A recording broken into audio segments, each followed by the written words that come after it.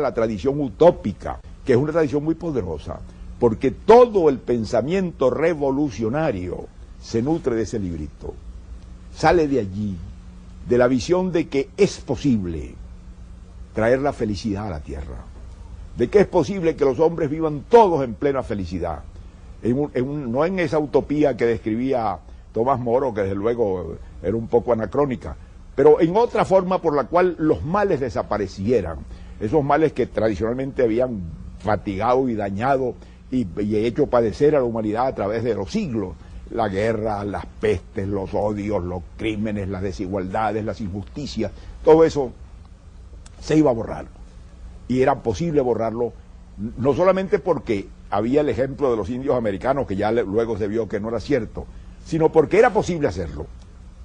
Si no existía, era posible crearlo, y es aquí donde arranca la idea revolucionaria. ¿Quiénes toman esa idea? La van a tomar los pensadores europeos a todo lo largo del tiempo transcurrido entre el siglo XVI y nuestros días.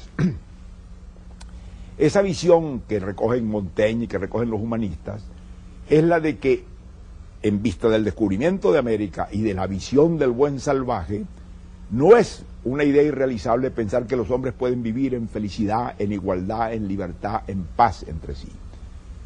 Y que eso sería posible hacerlo en cualquier lugar, siempre que se pusieran los medios, siempre que se establecieran las instituciones para que eso pudiera ocurrir. Esa idea va a ser poderosísima. Esa idea va a modelar toda la historia de Europa y del mundo hasta nuestros días. Y de esa idea salen las grandes revoluciones. La era de las revoluciones, que todavía dura hasta nuestros días y que fue una era sumamente importante y transformadora del mundo, nace de la visión utópica, de la idea de que es posible la felicidad en la tierra. Y esa idea va a retomarla un hombre que le va a dar todo su significado, que es Rousseau, el gran pensador ruso, en varios libros de él, pero particularmente en El Contrato Social. Él comienza por afirmar una verdad que viene de la herencia utópica y de la visión del buen salvaje. ¿Cuál era esa visión? Que los hombres podían vivir libres e iguales. Más aún, él dice una afirmación que es muy importante: que los hombres nacen libres e iguales, y que por nacer libres e iguales lo tienen en su propia naturaleza, pero que, sin embargo, a pesar de que nacen con ese don, en todas partes, dice él, están encadenados. Claro, hay una contradicción de términos.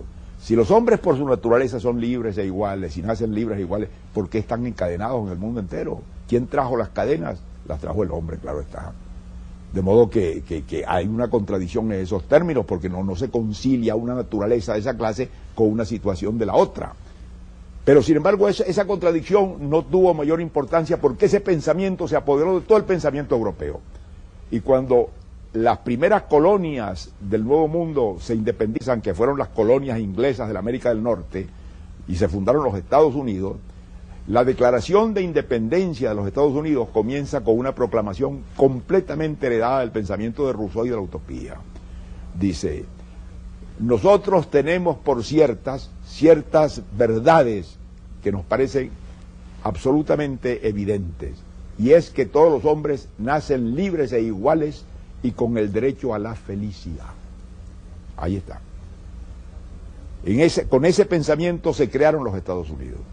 Y muy pocos años después, el año de 1789, estalló la Revolución Francesa. Y la Revolución Francesa, ¿qué se pretende? Realizar eso.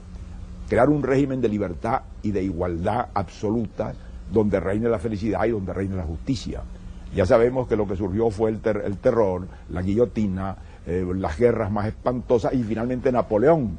Es decir, una dictadura vertical, nada democrática, nada igualitaria, nada respetuosa de las libertades. Existe en el fondo de estas ideas una contradicción, y es una contradicción en la que debemos reflexionar mucho.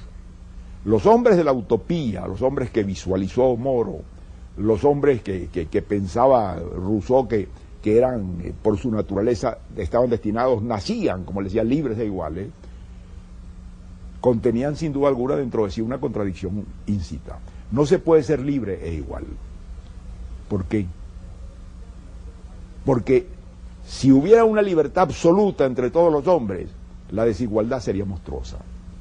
porque no todos los hombres somos igualmente fuertes, no todos los hombres somos igualmente inteligentes, no todos los hombres somos igualmente aptos para muchas cosas. Entonces esas desigualdades de fuerza, de violencia, establecían ipso facto, si hubiera libertad absoluta, la desigualdad más monstruosa.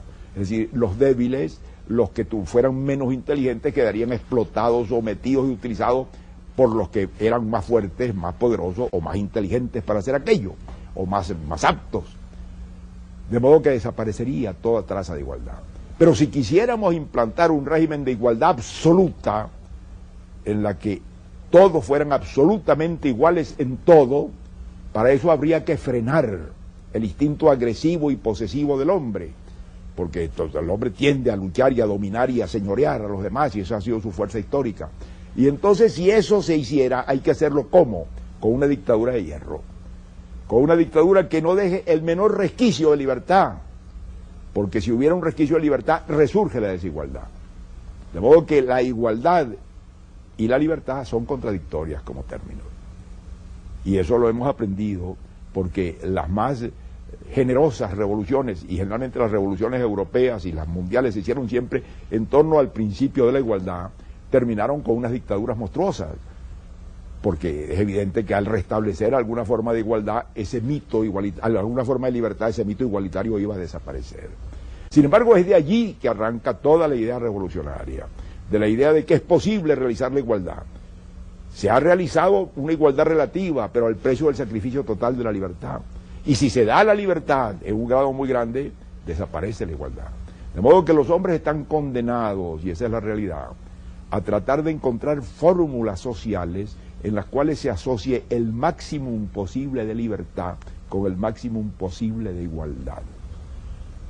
No suprimiendo ninguna de las dos, ni pensando que las dos pueden existir absolutamente enteras, cabales y juntas, porque son contradictorias y se autodestruye la una a la otra. Esa idea la van a retomar los socialistas. Todo el pensamiento socialista europeo arranca de la visión de la utopía y del pensamiento de Rousseau y de la idea de que los hombres nacen libres e iguales. Entonces tratan de implantar la igualdad. La Revolución Francesa lo intentó y no lo pudo. Los socialistas de comienzos del siglo XIX, que los han llamado injustamente y de un modo burlón utópicos, porque pensaban en una sociedad libre e igualitaria donde los hombres iban a vivir felices y no se pudo lograr nunca, no eran más utópicos ni menos utópicos que Marx, porque Marx más tarde pretendió igualmente llegar a esa sociedad igualitaria, pero él pensaba que ahí se iba a llegar no porque alguien planeara una sociedad igualitaria y la realizara, sino porque las fuerzas que determinan el movimiento de las sociedades llevaban fatalmente a la destrucción de esas desigualdades y a la creación de una base común de humanidad que iba a permitir realizar el gran ideal de la igualdad. Ya sabemos que ese ideal no se realizó porque no fue posible realizar esa utopía ni en la Unión Soviética, ni en la China de Mao, ni en ninguno de los lugares donde esa revolución socialista con los ideales de Marx se impuso y se trató de imponer. Lo que resultó fue un sacrificio de la libertad y la obtención de una igualdad a medias. Eso ha traído que en nuestros tiempos, posiblemente en nuestra hora, es el momento, después de 5 siglos, de 4 siglos largos, de que los hombres empiezan a reflexionar que la utopía no es realizable.